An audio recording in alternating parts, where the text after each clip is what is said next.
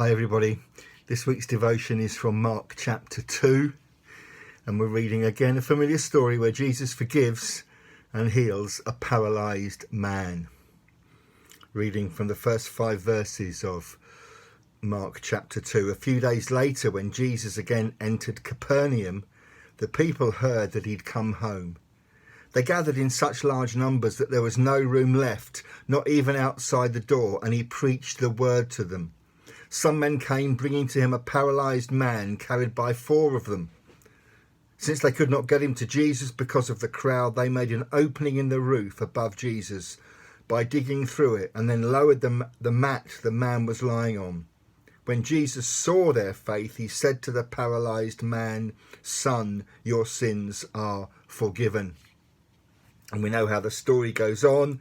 He says to the man, "Get up, take up your mat and go home." And the man gets up, takes his mat and walks out in full view of everybody. I just want to tell you 3 things about that story that I think might be helpful for us. The first one is that Jesus is interrupted here. All the way through the early chapters of Mark's Gospel, we see Jesus healing people, driving out demons, but his real call was to preach the good news. And he didn't want to be known just as a healer, just as a faith healer, just as somebody who cast out demons, because he had a good news message. But nevertheless, when individuals or the crowds interrupted him, Jesus responded to their needs. And here there's this interruption. Jesus is there to preach, but he heals as a response to faith. And I just want to ask you, how good at you are responding to interruptions? Are you so fixed in what you want to do and what you believe God is calling you to do that you've left no room for divine interruption? Sometimes people or events interrupt our life, and we need to respond to them, not to ignore them. The second thing is this, that Jesus does a miracle that everybody can see in order to perform one that people can't really see. Jesus is healing a man who can't walk, but he's doing that in order to demonstrate that he also has the power to forgive sins. Verse 5, "Son, your sins are forgiven." That's not actually what the man was expecting. That's not what the friends had brought him for. They'd brought him for healing, but Jesus' first response is to say, "Son, your sins are forgiven." Jews believed in the link between sickness and sinfulness. Jesus didn't necessarily agree with this, but Satan can use human suffering and illness and sickness as a destroyer and a discourager of faith. But Jesus uses this opportunity not just to heal the man physically, but to release him spiritually of his sins. Both of those things are difficult to do.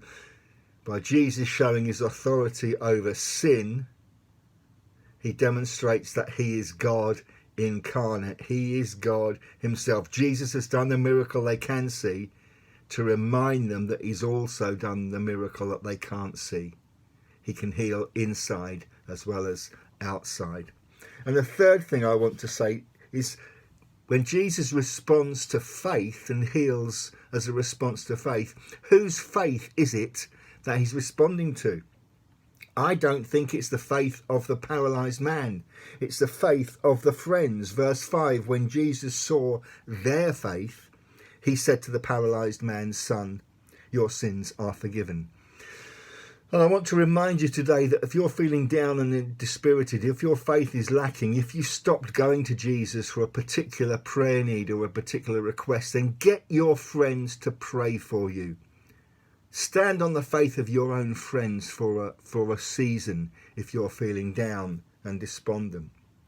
But also, you might be that friend to somebody else. There could be somebody in your family, in your friends, in your church today that has given up prayer, has lost that faith for a particular answer to prayer, and your faith can resurrect that hope in them. It was a pretty dramatic introduction and interruption for this man to arrive at the feet of Jesus. This rough, thatched, flat roof roof that would have been ripped open so his friends could have lowered him down. That was a dramatic interruption. Jesus is going to heal him physically.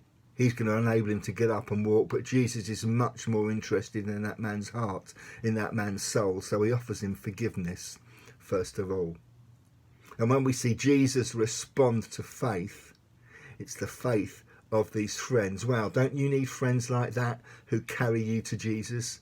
Shouldn't you be a friend to somebody today and carry them to Jesus? 3 quick points to remember. Don't ignore the interruptions. Use every opportunity to bring healing both physically and spiritually. And thirdly, remember the faith of those friends. Do you need a friend like that today? Could you be a friend like that today? Some simple lessons from Mark chapter 2.